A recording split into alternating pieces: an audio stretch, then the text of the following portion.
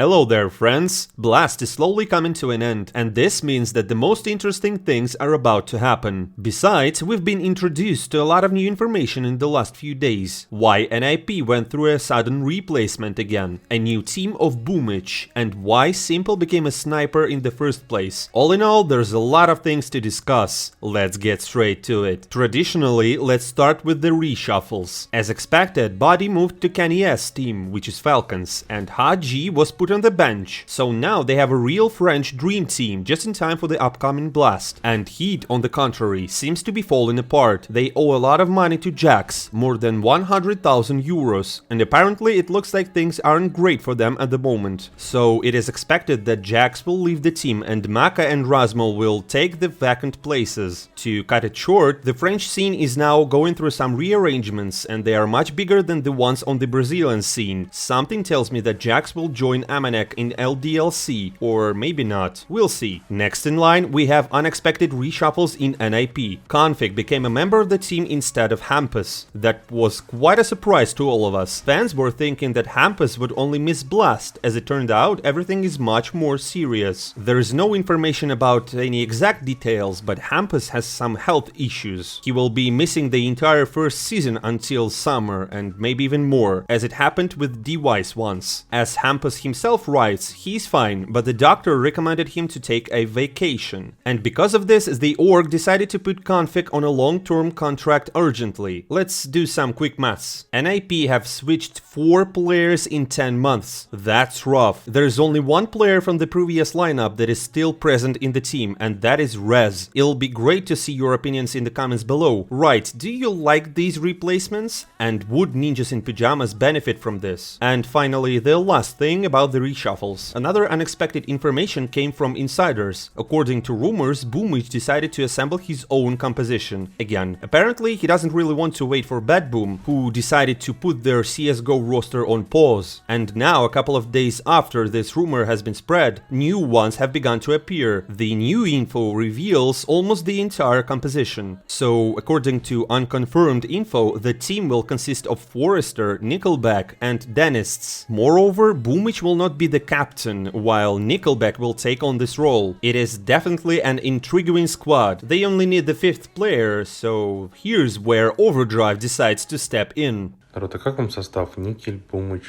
Forrester, Dentists и Norbert? What was that? Is it an assumption, an inside, or just a bait? I have no idea, but the lineup looks quite nice. It is not known whether Bad Boom has anything to do with this, or was it really Boomwich who took matters in his own hands and independently assembled the entire roster. As always, we will be monitoring the situation, and that means that we are waiting for any new information to unfold. There is no more news about any transfers, but we've got a lot of interesting videos from Blast. For example, here where Simple told the story about how he became a sniper. I used to mostly play as a rifler, but after I switched to Hellraisers, Markelov said he had no longer wanted to be an AWPer. Angel asked me if I could be a sniper, and I answered like, why not? From that moment on, I began to play with AWP more and more and studied this role.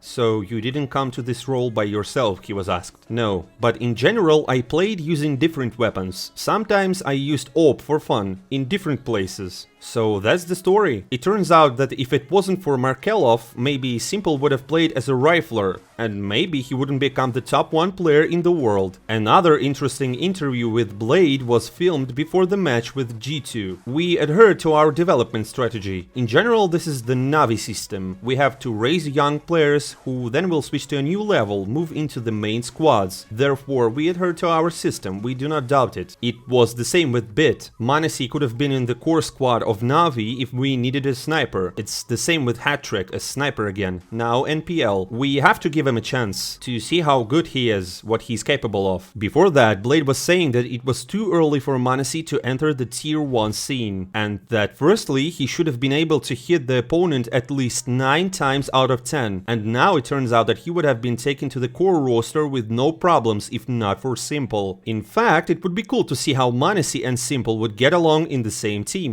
And without getting off the NAVI topic, I have a few more interviews for you in which Simple and Blade told the audience in more detail what is happening in the team right now. Here, for example, is what Simple said in an interview before the game with NIP. I can see that our team is progressing. We have changed a lot of roles, so we need to play more matches. This process will take at least a month or a month and a half. After that, we will definitely get back into the fight for trophies. Right now, we still have chances, but in 2 months, they will increase greatly. I think we're still in the process of teaching Beat and Perfecto to take the roles of star players. Electronic shows himself very well individually. He gives excellent results in training sessions and in official matches, even in the role of a captain. But the most important thing for us is to start playing better as a team. I am sure that my teammates will only become stronger in new positions. And here's what Blade said in an interview before the match with G2. Now we are working on the positions of the players, trying to find their strong points. It is more convenient for some players to play as entries, for some it is better to take the role of a lurker on certain maps. It's a little easier playing for the CT side. We have a deep understanding that Beat is the main support player. A star player is simple, but you need to understand what that means. This lies not only in his entries or the fact that he is a sniper. This is a more abstract concept. The whole team plays for him. He doesn't do the dirty work. The teammates help him, give him space, provide with all the information, and we all know how good Simple is in clutches. As for our results, they are quite expected. I planned that at this tournament we would play with SDY and NPL in a team of 6 people. I was fully aware of the fact that SDY's leaving would entail problems with map pool. It is very difficult for a young player to master new roles in such a short period of time. I wanted to play with 6 players in the team during Blast and Katowice, and only then I wanted to see what happens. We're having problems at the moment, but that's okay. Our team is rebuilding. Fans, spectators, and even the team expected a lot from NPL in Abu Dhabi. After the tournament, a lot of skeptical words were thrown. Some players were not sure about him, but I think it's always important to give a chance to a young player. There's no need to criticize him or judge him by one tournament. People should give him some time. I like his progress. If he continues in the same spirit, then you will not recognize NPL after Katowice. He will be a different player. The progress is very good. So it turns out that according to Blade, players don't really believe in NPL, and that's a wake-up call, isn't it? Especially considering the fact that NAVI is a very emotional team. And Blade also told about it in an interview after they were defeated by G2. On Inferno, we lost a pistol round playing for the T side. It was critical for our mental component. We knew that G2 were in good shape, and we had to take all our chances. I saw that after such rounds we get annoyed, start arguing, begin to discuss the mistakes. This also prevents us from getting off to a good start. Everyone wants to win. We understand that we are not in the best shape, we have a new player also. We don't show what we are supposed to show. We need some time to find our game. Can you imagine what it feels like for Electronic and Simple, the world-class stars, when we lose in such stupid rounds? Yes, they totally explode because of emotions after that. I'm not trying to restrain them. Then we try to calm down, because in that state of mind, the guys are not focused on the game and start arguing. In general, G2 is a very strong team, and we also had 3 or 4 rounds on each map that we had to win. They have become critical for us. It is very difficult mentally when you lose in the rounds you were supposed to win, like the last one on Nuke, for example. In general, these are the news about NAVI and what is happening now with the team. What do you think? Will the young NPL justify the hopes that are pinned on him? Will NAVI be able to show some good results in Katowice? Write your thoughts in the comments below. And finally, Electronic's wife posted a photo with him. Now we can safely say that they're back together, case closed. Well, why not end the video on such a good note? These were all the most interesting news over the past few days that I wanted to share with you. Finally, I will show the results of the past Blast matches, in case some of you haven't seen them yet. And be sure to subscribe to our channel so you don't miss anything CSGO related. See you soon.